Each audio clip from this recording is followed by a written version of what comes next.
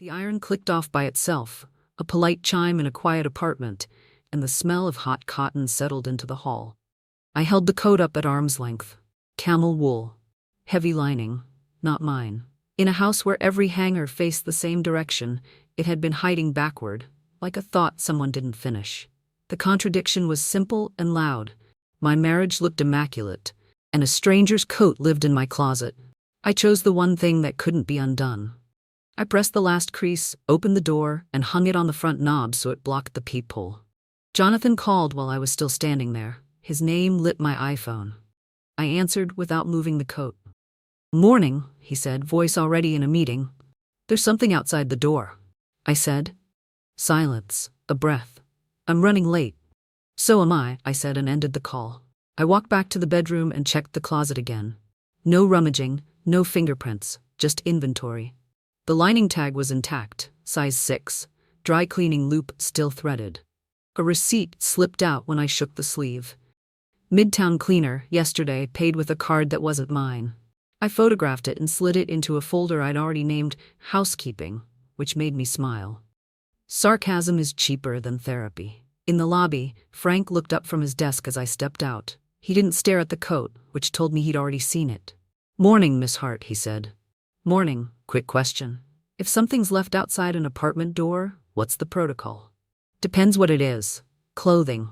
Building policy says we log it. We don't touch unless it's blocking egress." He paused.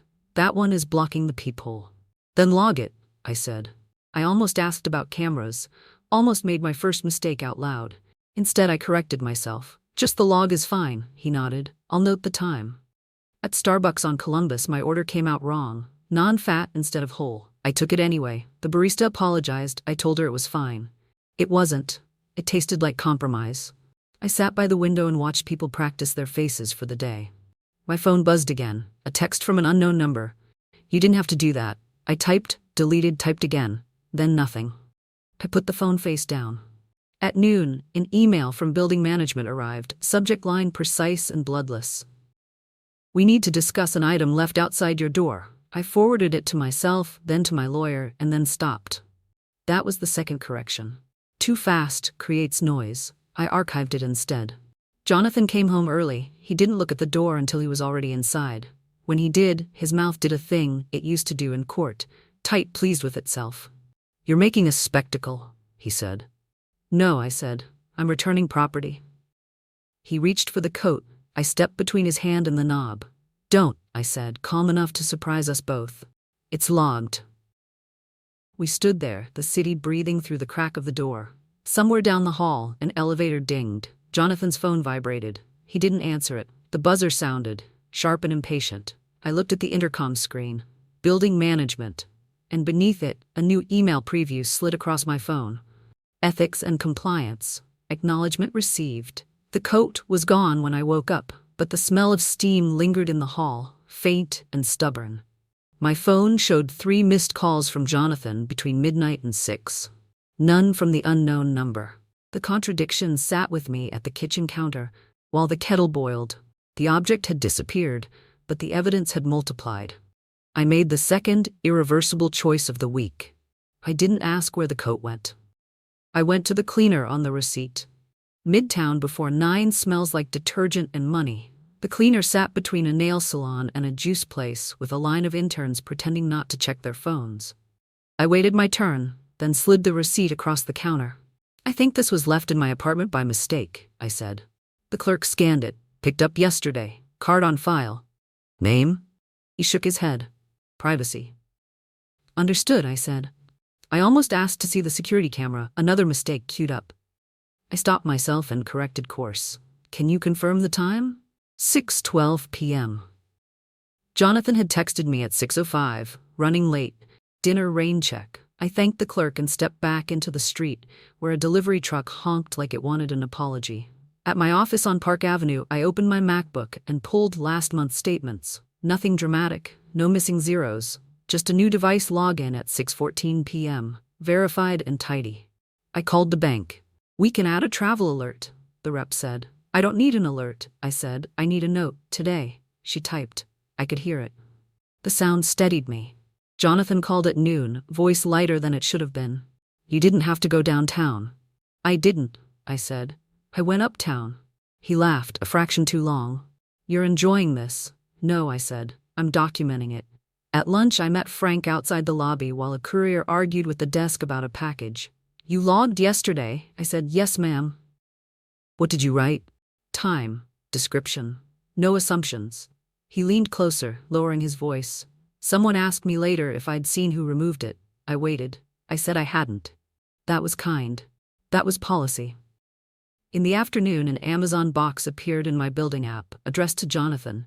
I hadn't ordered anything. I didn't touch it. I took a screenshot of the delivery time and went back to work. A colleague asked if I was coming to a benefit next week. I said maybe. She said Miranda would be there. I smiled and said I didn't know her. That was a lie and a small one. I corrected it later by sending a neutral RSVP, attending. Jonathan came home with takeout and an apology that stopped just short of the truth.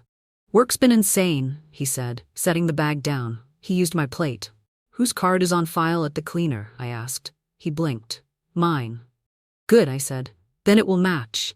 He watched me eat like he was timing something. I made a joke about the noodles being overcooked. He laughed too hard.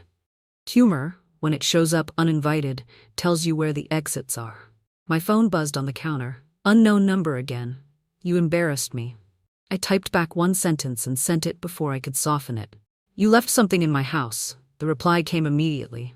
We should talk. I locked my phone and stood to clear the table. Jonathan's email chimed at the same moment. Subject line: restructuring meeting, tomorrow 8 a.m. I rinsed the plate and set it in the rack, careful not to let my hands shake. Outside, the city did what it always does. Kept moving. Kept receipts. At 7:58 a.m., my phone vibrated with a bank alert while the elevator stalled between floors. New device verified. The sound was small, insect-like, but it carried. The contradiction was immediate. Jonathan had scheduled a restructuring meeting, and my accounts were being touched before the coffee finished brewing. I made the choice without drama. I didn't confront him. I called the bank from the elevator and asked for a human. Please note this call, I said when she picked up. Today. Time-stamped. She asked security questions. I answered, watching the numbers climb on the panel. Floor 12, 13. When the doors opened, I asked for a temporary restriction on unilateral changes. Not a freeze. A pause. Precision matters. The meeting was set for a glass room in Midtown that made people feel honest by force. Jonathan arrived early, jacket off, Mont Blanc pen aligned with the legal pad like a promise. He smiled the way he did for judges. This isn't a fight, he said. Then don't turn it into one, I said, and sat. He talked about efficiencies. He used the word synergy once and winced at himself. I let him. When he finished, I slid a single page across the table, my bank's confirmation of the note. What's that? He asked. Documentation, I said. You should try it. His pen tapped once. You went to the bank. I took the elevator, I said. The bank came with me. He pivoted, clean and quick. You're risking reputation. I made my first mistake there. So are you, I said, too sharp. He smiled. I corrected myself before the smile could settle. Which is why I'm keeping this procedural. He asked for time. I gave him none and left with my bag light and my steps even. At Park Avenue, I opened my MacBook and pulled the device log. One new entry. 1. I called the bank again and had it removed. Then I called Dana. We don't gossip, she said when I told her why I was calling. I'm not, I said. I'm asking about process. There was a pause. I imagined her looking at a checklist. If there's a conflict tied to donors or PR, we log it. Quietly. I have timestamps, I said. Email them, she said. No commentary. At lunch, I stood with Frank by the lobby desk while a courier argued about signatures. Anyone ask about me today? I asked. 2 people asked the same question, Frank said. Different words. What did you say? That I don't speculate. He leaned back. You want the incident log updated? Yes, I said. Add yesterday's removal time. Already did. I laughed once, short. Of course you did. Back upstairs, the Amazon box still waited in the app. I didn't open it. I ordered a Kindle instead. 1 click, my account only. The confirmation felt like reclaiming a small room in my own house. Jonathan came home late, voice careful. We can handle this privately. I am, I said. His phone buzzed on the counter. He flipped it face down without looking. That was new. I watched his hands. They were steady. Mine weren't? but they didn't need to be. My email chimed, a subject line that used no adjectives. Ethics and compliance, intake scheduled. I closed the laptop, washed my mug, and set it to dry. Outside, sirens braided with laughter from the street. I didn't add meaning, I added dates. The Amazon notification arrived at 6:03 a.m., bright as a lie. Delivered, front desk. I hadn't ordered anything for Jonathan in years. The contradiction was clean. Someone was still using my address while insisting everything be handled privately. I chose the action that closed doors instead of opening them. I did not retrieve the box. I screenshot the delivery, then ordered my own package to the same address. Small, deliberate, trackable. In the lobby, Frank was already on the phone. He ended the call when he saw me. "Your package is logged," he said. "So is the other one." "Whose name?" I asked. "His," Frank said. "Different handwriting on the signature, though." I almost asked him to show me the footage. The mistake rose fast and familiar. I swallowed it. "Just the log," I said. "Time and initials." "Already saved," he said. At home, Jonathan stood at the counter scrolling, coffee untouched. "You're making this complicated," but he said without looking up. "I'm making it precise," I said. I set my iPhone face down and poured water into the kettle. The hiss filled the space where we used to talk. He reached for the mail. I slid the stack back an inch. "Leave it," I said. "That's my correspondence." "This is my address." He smiled again, the courtroom version. "We agreed." "No," I said, "we didn't." I took my Kindle from my bag and placed it on the table, unopened. "This is mine," I said, tapping it once. "Everything else can wait." Midtown felt theatrical by noon. I met my lawyer in a cafe that charged too much for quiet. He listened, nodded, and said one useful sentence. "Don't touch what you don't own." "I haven't," I said. "You're close," he said. It was a warning, not a scold. I corrected course immediately. I forwarded Dana the Amazon timestamps without commentary and closed the thread. On the way out, my phone buzzed. Unknown number again. "You think logs will save you?" I didn't reply. I opened notes and typed the words exactly as they came. Saved. Time-stamped. Boring is powerful. At 3, Jonathan emailed a calendar invite with a neutral title and an aggressive list of attendees. I declined without explanation. 5 minutes later, he called. "Why are you embarrassing me?" he said. "I'm not," I said. "I'm declining a meeting." He laughed, short. "You know how this looks?" "I know how it logs," I said. That evening, I retrieved my package from the desk. Frank handed it over like a receipt. "Sign here," he said. I did, clearly. Back upstairs, I set it by the door and left Jonathan's box untouched. The hallway light flickered once, then steadied. Jonathan stood with his jacket on. "You can't block access," he said. "I didn't," I said. "I blocked assumptions." I made dinner for one. Halfway through, my phone chimed, an email from building management with an attachment. Incident log supplemental. I opened it, scanned the times, and smiled despite myself. Dry humor again. Free this time. Another message followed. New sender, no preamble. "I shouldn't have used your address." I set the phone down and washed my plate. The kettle clicked off on its own. I didn't rush to turn it back on. The gala invitation arrived as a calendar block, not an envelope. Thursday. Black tie. Host committee listed Jonathan's firm and an arts foundation I recognized from too many donor dinners. The unusual detail was small but sharp. Miranda's name appeared twice, once as PR contact, once as seating liaison. The contradiction followed immediately. Jonathan wanted this handled quietly, yet his world kept putting her in public rooms. I made the choice without consulting him. I accepted the invite. I found the Tiffany box at the back of the drawer while looking for cufflinks he'd borrowed years ago. Pale blue, clean edges, no card. I didn't open it. I set it on the counter where he'd have to see it and went to shower. Steam erased the mirror and brought it back again. When I came out, the box was gone. "You moved it," I said, tying my hair. Jonathan didn't look up from his phone. "It's nothing."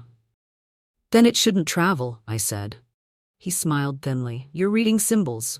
"I'm reading rooms," I said, "and I'm going to one." At Park Avenue, Dana met me for coffee without greeting. She sat, placed her cup, and spoke to the table. "If you attend, don't perform." "I don't," I said.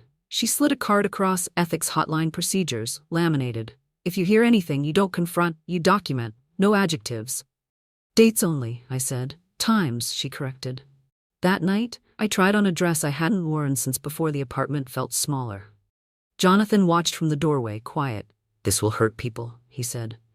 It will end things, I said. That's different. At the gala, the air smelled like citrus polish and money. Cameras flashed, laughter landed in practiced places. Miranda spotted me before Jonathan did. She crossed with a smile that arrived early. I'm glad you came, she said, too familiar. I like programs, I said. They tell you where to sit. She laughed. You're funny. I made my mistake there. You should update the address on your packages, I said. It was neat, and it was wrong. Her eyes flicked, recovered. Jonathan appeared with a glass in each hand, offering one to me. Can we not? He said. Not what? I said. Not tonight. I corrected myself by stepping away. I found my seat, checked the program, and noted the time Miranda slipped backstage with a donor whose badge didn't match his jacket. I didn't follow. I texted Dana one line, Thursday. Backstage access mismatch. 7:42 p.m. During dessert, Jonathan leaned in. You're enjoying leverage. No, I said. I'm counting exits. When the auctioneer thanked the committee, Miranda's phone lit up on the table beside her. She flipped it face down. Jonathan's vibrated a beat later. He didn't answer either. As we left, Frank texted me a photo of the lobby log. Someone had signed for a package during the gala window. Same handwriting as before. Outside, the night pressed close. My phone buzzed once more. Unknown number. Please don't make me look stupid. I put the phone away and flagged a cab. The first thing I heard was the lock on my phone. Not the sound, there isn't one, but the pause. Face ID hesitated, then failed. The contradiction landed before I was fully awake. I had done everything by the book, and something essential had still been closed to me. I made the choice in bed, covers still pulled to my chin. I didn't reset passwords. I called the bank from a landline I hadn't used in years. Temporary access restriction, the rep said. Triggered overnight. By whom? I asked. She paused. By an authorized signer. I thanked her and asked for the timestamp. I wrote it down with a pen Jonathan had given me at a conference. Mont Blanc, heavy, unnecessary. The time matched the gala's final applause. Jonathan was already dressed, knotting his tie in the mirror like a man practicing innocence. We need to talk, he said. We are, I said.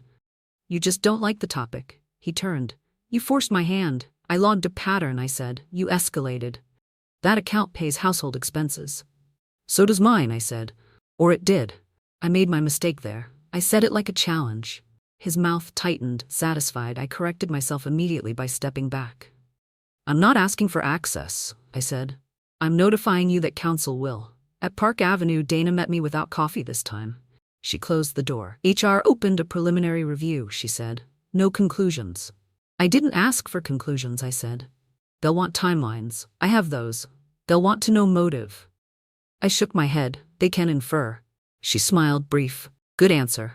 At noon, an email from the bank arrived, neutral language sharpened by attachment names. Notice of change. I forwarded it to my lawyer and stopped there. Precision again. Outside, a protest march passed with drums. People like certainty when they can chant it. In the lobby, Frank handed me a printout. Supplemental, he said. You're not asking, but I'm giving. I glanced. The same signature. Same slant. Different time. Thank you, I said. Jonathan called as I stepped into the elevator. You're risking my license. I'm protecting my address, I said. Miranda is spiraling, he said. Softer now. She thinks you're doing this to her. I laughed once. This isn't about her. He went quiet.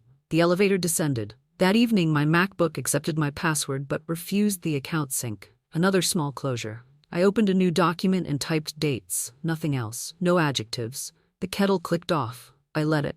My phone buzzed with an unfamiliar sender, not unknown this time. Corporate formatting, no warmth. Ethics and compliance, interview request. Tomorrow. 9 a.m. Jonathan stood in the doorway, jacket off, eyes tired. We can settle, he said. Maybe, I said, but not tonight. The doorbell rang. I opened it to find a courier holding an envelope that required my signature only. I signed. Inside were revised bank instructions, my name first. I set the envelope on the table and finally made tea. The interview room smelled like toner and citrus wipes. The unusual detail was the clock, 5 minutes fast, on purpose. The contradiction was sharper. Jonathan's firm wanted cooperation, yet every document on the table was already labeled. I made the choice before anyone asked. I spoke only to what I could date. Start anywhere, firm counsel said, folding his hands. I started with the lobby log. Time, signature, removal. Then the bank notice. Time, authorized signer. Then the gala program. Time, seating changes. I didn't tell them what it meant. I told them when it happened. Jonathan sat across from me, eyes on the clock. He nodded at the right places, like a man agreeing with weather. When counsel asked about motive, I paused too long. That was my mistake. Silence invites stories. I corrected it by sliding my phone forward, screen locked. I won't speculate, I said. I can provide timestamps. Dana met my eyes once. Enough. They asked about packages. I answered with the building policy. They asked about address use. I answered with leases. They asked about access. I answered with device logs. Short sentences. No metaphors. A break was called. Jonathan leaned in. You're burning bridges. I'm counting them, I said, then stopped myself. Too clever. I corrected. I'm following procedure. Back in the room, counsel thanked me and asked me to wait. In the hall, a junior associate spilled coffee and apologized 3 times. I told him it was fine. It wasn't. It stained my sleeve. I photographed it anyway, habit by now, then laughed at myself. Evidence of nothing. My phone buzzed. Bank. Account access restored. Limited.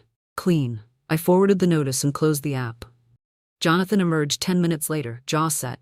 They're placing me on leave, he said. Administrative, Dana said behind him, with pay. He looked at me like he wanted a reaction. I gave him logistics. I'll need keys back today, I said. That night, the apartment felt wider. I boxed his files, left the Mont Blanc on top and labeled everything in block letters. Outside, the city practiced forgiveness by moving on. The doorbell rang once. Certified mail. I signed. The letter inside was brief. Administrative leave effective immediately. I set it next to the kettle and turned the heat on. The notice came as a push alert, not an email. Account status update. The unusual detail was the wording, temporary safeguard, not freeze. The contradiction tightened my chest anyway. Jonathan was on leave, yet money still moved with intent. I made the choice standing in the hallway, shoes on, coat half buttoned. I went to the bank in person. The branch on Broadway smelled like carpet cleaner and impatience. I took a number. When it lit, I asked for a manager and slid my ID across with both hands. I need confirmation of signing authority, I said. Today, she nodded, already typing. There was an attempt to reroute household payments. Attempt, I repeated. Yes, she said. Blocked. Relief tried to rush in. I kept it out. By whom? She hesitated. An authorized profile, not yours. I asked for the printout. Dates only, she printed. I thanked her and left before she could offer a chair. Back home, Frank waved me over. There's been activity, he said, voice low. 2 requests for duplicate keys. Denied. Both today? I asked. 1 this morning, 1 an hour ago. I made my mistake then. Did you tell him no? I asked. Frank's eyebrow lifted. I corrected immediately. Did you log the requests? Both, he said, with names. Good, I said. That's enough. Jonathan called while I was riding the elevator. You're locking me out of my own life, he said. I'm closing doors you keep testing, I said. This will look bad, he said. It already does, I said, and ended the call before my voice could shake. Dana texted at noon. HR expanding scope. Preserve everything. I replied with one word, preserved. I spent the afternoon moving my things quietly. Documents into a fireproof box, jewelry into a pouch, Kindle into my bag. I left the apartment looking the same. Appearances matter. At dusk, an Amazon courier arrived with another box, addressed to Jonathan, signature required. I watched from the desk as Frank refused it and marked return to sender. He didn't look at me. Professional to the end. My phone buzzed again. Unknown number replaced by a name this time. Miranda. We need to talk before this goes further. I stared at the message until the screen dimmed. Then I typed 1 sentence and deleted it. I chose a different action. I forwarded the message to Dana and archived the thread. That night, the building hummed. Somewhere a neighbor practiced violin badly and without shame. I sat on the floor with the fireproof box open and labeled folders by date. No stories, no theories, just time. At 10:41 p.m. my email chimed. Bank. Confirmation of authority change attached. I opened the PDF. My name appeared alone on the first line. I closed the file and turned off the light. The email didn't say settlement, it said conference. The unusual detail was the attachment name, draft terms GV3, skipping 2 numbers like a stair you don't miss unless you're running. The contradiction followed. Jonathan was on administrative leave, yet his side was moving fast. I made the choice at my desk with the blinds half open. I would attend once, speak once, and leave with paper. The conference room overlooked a construction site where men in hard hats argued with hand signals. Inside, everything was glass and water pitchers. Firm counsel nodded to me like a clerk, not a host. Jonathan arrived last. He looked lighter without the suit armor, which irritated me more than it should have. That was my mistake, letting appearance register. I corrected it by opening my folder and keeping my eyes on dates. "We're here to resolve," firm counsel said. "Define resolve," I said. Jonathan tried a smile. "Clean exit, no noise." "No noise for whom?" I said. He exhaled. "Everyone." I slid the bank confirmation forward. Sole authority. Effective date circled. Then the lobby logs, then the key requests. No commentary. The papers made a small wind as they moved across the table. Firm counsel cleared his throat. "There's exposure," he said to Jonathan, not looking at him. "Separate tracks, financial and professional." Jonathan leaned back. "You're overplaying." I made the correction without raising my voice. "I'm not playing." They offered terms. I listened and said nothing. Silence again tried to betray me. It always does. I fixed it by asking for one addition, non-disparagement, mutual, with a liquidated damages clause that hurt just enough to matter. Firm counsel blinked once. He wrote it down. "Miranda?" Jonathan asked, careful. "Not my topic," I said. "Compliance will handle theirs." A break. In the hall, Dana stood by the window, phone dark in her hand. "They're moving to close," she said. "Internal findings are not kind." "Dates," I said. "Plenty." Back inside, the final pages came out warm from the printer. I read every line. I crossed out one sentence about shared storage and replaced it with an address change. Small rooms again. Jonathan signed first. The pen clicked. He slid it to me. I signed and felt nothing, which felt right. When it was done, he said my name like a question. "Yes," I said. "You didn't have to humiliate me." "I didn't," I said. "I documented you." Outside, the construction noise swallowed us whole. Jonathan turned toward the subway. I went the other way. At home, I boxed the last of his things and left them with Frank, inventory attached. He signed. I signed. 2 names, same ink. My phone buzzed as I washed my hands. Unknown number, final attempt. "Please tell me what you want." I let the water run until it was hot enough to matter. Then I dried my hands and answered with a single line I could defend. "You should talk to counsel." An email arrived before I put the phone down. "Court clerk, notice of filing." The case number was neat and unemotional. I set the phone face down and opened the window. The city sounded like relief without permission. The sound that woke me wasn't traffic. It was quiet, too clean for a weekday. The unusual detail was the moving truck idling outside before sunrise, hazard lights blinking like it was embarrassed to be there. The contradiction settled fast. Everything that needed fighting was finished, yet something was still leaving. I made the last choice without ceremony. I watched from the window and did not go downstairs. Jonathan supervised the loading in a coat I recognized.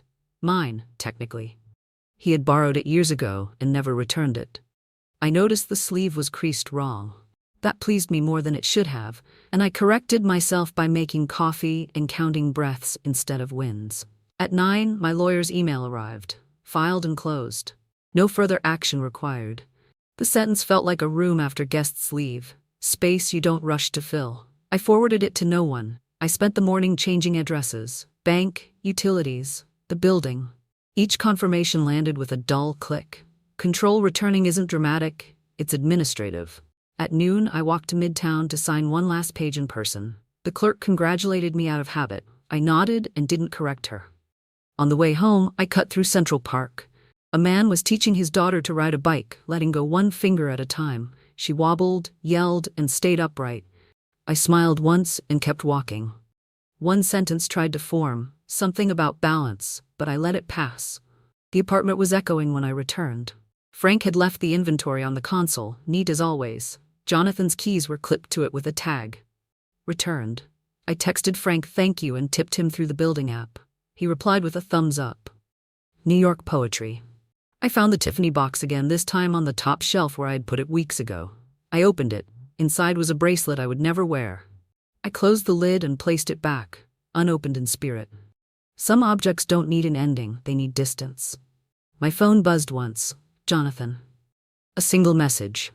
I hope you're happy. I considered the mistake, replying at all. I corrected by not doing it. Instead, I opened my email and scheduled movers for next month. Smaller place, south-facing, plants that need light. As evening came on, I stood at the front door and turned the knob. The hallway light hummed. I reached into the closet and pulled out the last unfamiliar hanger. Nothing on it. I took it anyway, bent the hook, and dropped it in the trash. Outside, the city kept time without asking my opinion. I locked the door, set my phone down, and sat on the floor until the quiet felt earned. I didn't rush the quiet. It arrived on its own one morning when the coffee tasted right, and the apartment didn't feel like it was holding its breath. I started walking earlier, before the park filled, when the paths belonged to dog walkers and people who carried newspapers like shields. The city looked softer at that hour, less interested in watching. I gave things away. Not the dramatic items, those had already left, but the small ones that keep score. Extra chargers. A blazer that never quite fit. A stack of gala programs with names that once mattered. I dropped them at a donation center and didn't wait for a receipt. Some transactions don't need proof. On a bench near the reservoir, I opened a Kindle I'd meant to read for years. I didn't finish the chapter. I watched light move across the water instead and felt my shoulders lower. Centimeter by centimeter. That was new, not joy. Space. Friends checked in the way New Yorkers do. Efficient, kind, not intrusive. A text, a coffee scheduled 2 weeks out, an invitation that included an exit. I said yes when it felt easy and no when it didn't, and nothing collapsed as a result. That surprised me. At home, plants replaced boxes. I learned which window wanted which leaf. The building hummed. Frank waved. We talked about weather and nothing else. My phone stayed face down more often than not. When it buzzed, it was usually a delivery confirmation or a bank notice written in calm, exact language. One afternoon, I passed the front door and noticed the knob was bare. No notes, no signals, just brass, catching light.